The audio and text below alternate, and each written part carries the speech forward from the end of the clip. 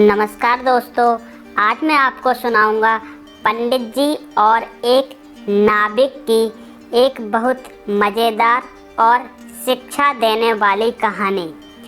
आज गंगा पार होने के लिए कई लोग एक नौका में बैठे धीरे धीरे नौका सवारियों के साथ सामने वाले किनारे की ओर बढ़ रही थी।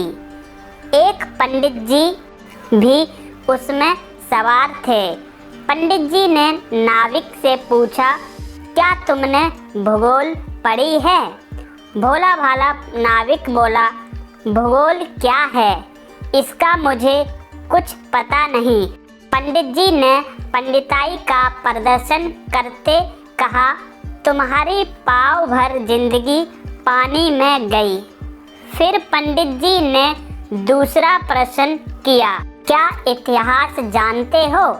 महारानी लक्ष्मीबाई कब और कहाँ हुई तथा उन्होंने कैसे लड़ाई की? नाविक ने अपनी अनभिज्ञता जाहिर की तो पंडित जी ने विजय मुद्रा में कहा, ये भी नहीं जानते, तुम्हारी तो आधी जिंदगी पानी में गई।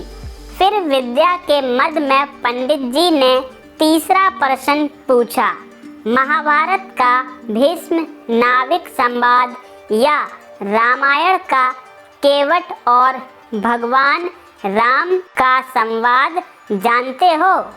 अनपढ़ नाविक क्या कहे, उसने इशारे में ना कहा। तब पंडित जी मुस्कुराते हुए बोले, तुम्हारी तो पौनी जिंदगी पानी में गई। तभी अचानक गंगा में प्रवाह तीव्र होने लगा। नाविक ने सभी को तूफान की चेतावनी दी और पंडित जी से पूछा, नौका तो तूफान में डूब सकती है, क्या आपको तैरना आता है? पंडित जी घबराहट में बोले, मुझे तो तैरना वैरना नहीं आता है। नाविक ने स्थिति भांपते हुए कहा, तब तो समझो आपकी पूरी जिंदगी पानी में गई।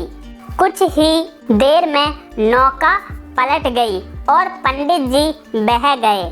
तो दोस्तों, इस कहानी से हमें यह शिक्षा मिलती है कि विद्या वाद विवाद के लिए नहीं है और ना ही दूसरों को नीचा दिखाने के लिए है। लेकिन कभी कभी ज्ञान के अभिमान में कुछ लोग इस बात को भूल जाते हैं और दूसरों का अपमान कर बैठते हैं।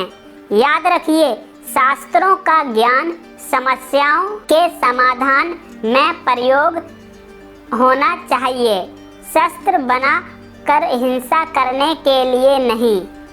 कहा भी गया है, जो पेड़ फलों से लदा होता है उसकी डालियां झुक जाती हैं। धन प्राप्ति होने पर सज्जनों में शालीनता आ जाती है।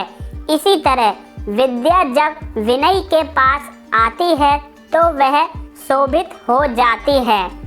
इसलिए संस्कृत में कहा गया है, विद्या विनयन शोभते। दोस्तों, कहानी आपको कैसी लगी कमेंट करके ज़रूर बताएं और दोस्तों, चैनल को सब्सक्राइब ज़रूर करें। धन्यवाद।